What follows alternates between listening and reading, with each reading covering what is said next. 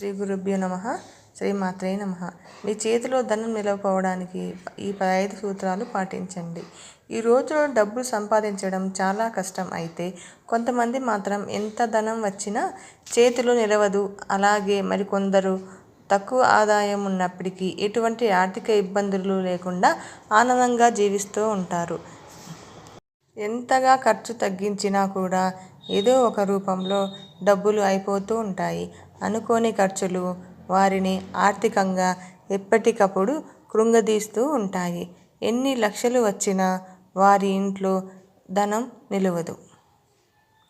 ప్రతి ఒక్కరూ కూడా మంచిగా డబ్బు సంపాదించుకోవాలని అనుకుంటూ ఉంటారు. డబ్బులు కావాలని ఎవరికీ ఉండదు. అయితే డబ్బు నిలవాలంటే మనం ఖర్చు పెట్టే విధానం కూడా సరిగ్గా ఉండాలి.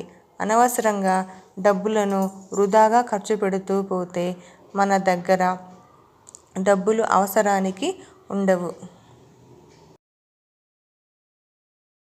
వాస్తు శాస్త్రం ప్రకారం ఆర్థికంగా ఒక వ్యక్తి కృంగిపోతున్నాడు అంటే అందుకు అనేక కారణాలు ఉంటాయి.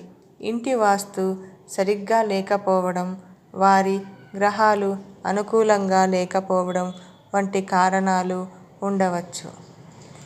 ఇంటి వాస్తు కూడా డబ్బు, ఆరోగ్యము, ఆనందంపై ప్రభావం చూపిస్తుంది.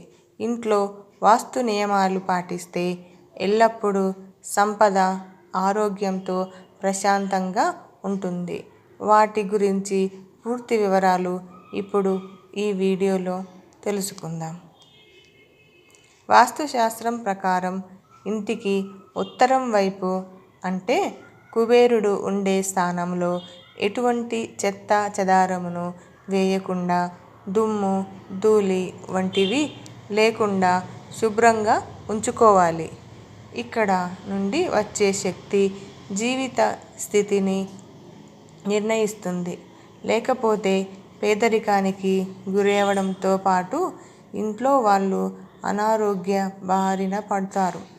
ఉత్తర దిక్కు ఎంత శుభ్రంగా ఉంటే ఆ ఇంట్లో అంత సంపద నిలబడుతూ ఉంటుంది. ఇంట్లో డబ్బుకు లోటు లేకుండా ఉండాలి అంటే తూర్పు వైపున ఈశాన్య దిశలో పూజ గది ఉంటే మంచిది.